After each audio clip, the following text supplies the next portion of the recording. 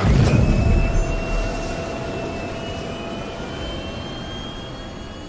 systems online. Salut à tous, c'est Schneider et on se retrouve pour un récap de la semaine plutôt court sur Star Citizen. Première question du Calling All Devs pour Dan Truffin, qu'est-ce qu'il prévoit comme solution pour forcer les joueurs à quitter un vaisseau? Pour l'instant rien n'est arrêté, mais ils ont quelques idées. Il pourrait partir sur le système de permission au sein d'un vaisseau et permettre à son propriétaire de définir un compte à rebours d'évacuation pour les passagers. À la fin de ce compte à rebours, les joueurs pourraient être téléportés à l'extérieur ou bien être considérés comme criminels, ce qui autoriserait le propriétaire à ouvrir le feu sans être inquiété. Évidemment, ils doivent encore y réfléchir, la téléportation à l'extérieur ne serait pas idéale car elle briserait l'immersion. Automatiquement considérer les joueurs qui sont encore dans le vaisseau comme des criminels posera aussi un problème pour les joueurs qui se seraient perdus dans un vaisseau très grand. Autre problème, si un joueur vicieux ordonne l'évacuation de son vaisseau après un compte à rebours très court, tous les passagers deviennent des criminels et peuvent être abattus, ou alors ils sont tous téléportés dans le vide de l'espace. Ils devront réfléchir à tous ces problèmes pour leur solution initiale, et plus tard, des problématiques similaires se poseront quand il faudra forcer des joueurs de nos groupes de sortir de nos vaisseaux. Deuxième question pour Graham Phillipson, est-ce qu'il prévoit d'intégrer un outil de commande vocale comme Voice Attack? Oui, c'est sur leur roadmap interne, mais assez loin dans le futur.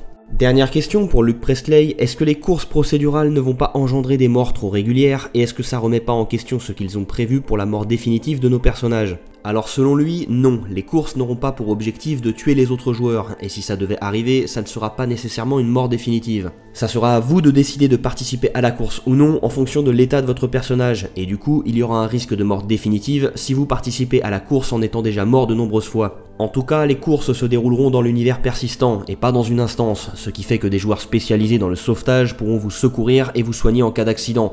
En tout cas, les courses se dérouleront dans l'univers persistant et pas dans une instance, ce qui fait que des joueurs spécialisés dans le sauvetage pourront venir vous secourir et vous soigner en cas d'accident, de la même façon que des joueurs seront aux abords du circuit pour aider à la réparation ou pour enregistrer des images ou récupérer des épaves. Le lore post de mardi nous parlait de l'Intergalactic Aerospace Expo. Tout a commencé avec une jeune femme nommée Audrey Timmerman qui regardait passer les vaisseaux depuis toute petite, depuis sa fenêtre de chambre. Mais ses parents n'ayant pas les moyens d'acheter un vaisseau, elle dut attendre 2656 et son engagement dans la Navy pour commencer à piloter. Malheureusement, ses camarades avaient déjà des années d'expérience et elle ne fut pas retenue comme pilote. Par contre, ses connaissances en aérospatiale firent d'elle une mécanicienne de talent et elle fut affectée sur la ligne Perry pendant la guerre froide Xi'an. C'est durant cette période qu'elle eut l'occasion d'examiner une épave de vaisseau Xi'an. De retour à la vie civile en 2667, elle ouvra son entreprise de réparation de vaisseaux avec le rêve de parvenir à reproduire les technologies Xi'an, encore inaccessibles à cette époque. Son entreprise réalisa des tests chaque année sur la planète Corel 4 et l'événement annuel devint de plus en plus populaire, jusqu'à ce que Timmerman décida d'en faire une exposition officielle. Robert Space Industries devint un sponsor de l'exposition en 2683 et tous les autres constructeurs suivirent durant les années suivantes.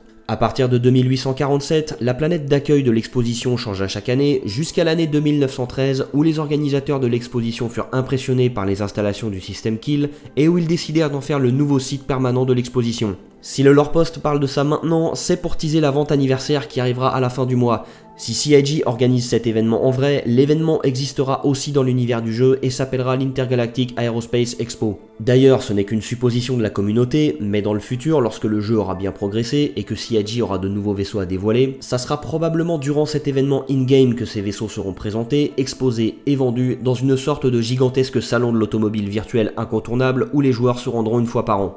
L'émission Around the Verse nous a présenté la dernière version du pistolet multifonction, la version finale du couteau créé pendant une des présentations de la CitizenCon, mais surtout l'avancement de la planète Darkcorp. Ce ne sera pas une planète comme les autres puisqu'elle sera recouverte de bâtiments et parce qu'on ne pourra pas circuler partout dans son atmosphère.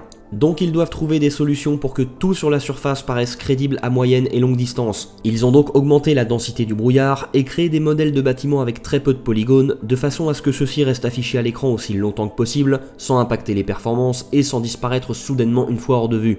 Ils travaillent aussi sur les étendues Darkcorp qui ne seront pas constituées de buildings mais d'installations industrielles avec notamment des pipelines un peu partout. Pour finir, Chris et Sandy ont reparlé du système de télémétrie permettant de comparer les performances de Star Citizen sur nos machines et j'ai pas pu m'empêcher de rire sur ça. So I can feel a personal sense of shame if my PC doesn't perform Yes, that or well. a personal sense of pride if your PC is kicking everyone well, else's.